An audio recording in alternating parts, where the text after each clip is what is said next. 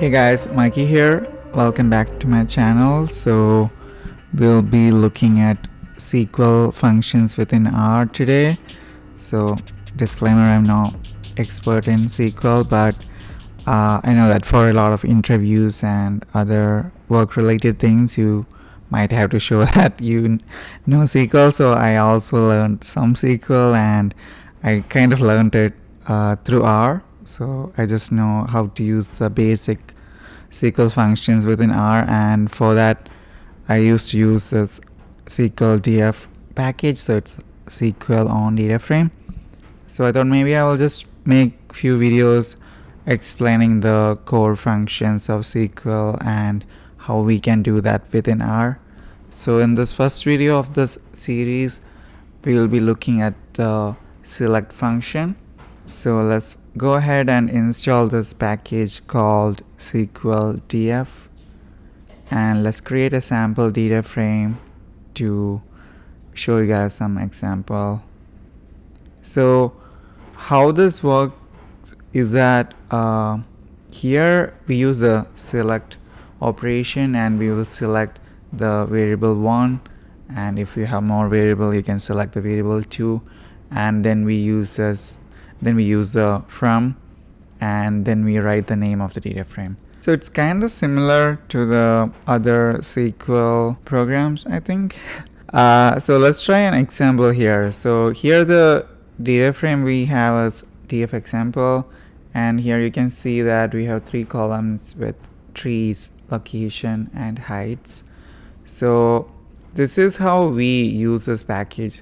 So we have to insert our codes within this parenthesis here. So we first write the name of the package SQLDF, and then we write our code inside. So what I'm telling here is that I need to select trees, and you can assign it to some variable if you want. So if I run this line, then I get just the trees. And similar way, if I want more, like if I want 2 columns from here, like here variable 1 and variable 2, so these are just representing the column names. So then I can tell, okay, I need trees and location from this data frame, and if I run this, I get 2 columns here. So going further, we can also have the column names within double quotes. So instead of just telling, okay, I need to select trees, can tell that, okay, select trees within the double quotes. So you might be thinking why we should do that.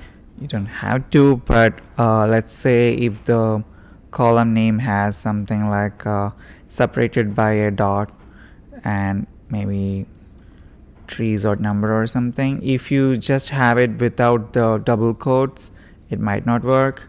So it's in those cases it's better to have it within the double quotes to tell this package that it's the name of one single column. So that's why I just thought I will give that example. And similar way, if you want to take 2 columns and if you do the double quotes like this together, it won't work, because if you run this code you will see that it just prints the same thing. So if you have 2 columns with maybe separated by dots in the names, and if you want to use it, then you have to have the double quotes separately like this, like 1 double quotes for trees and 1 for location, and if you run it we will get similar result.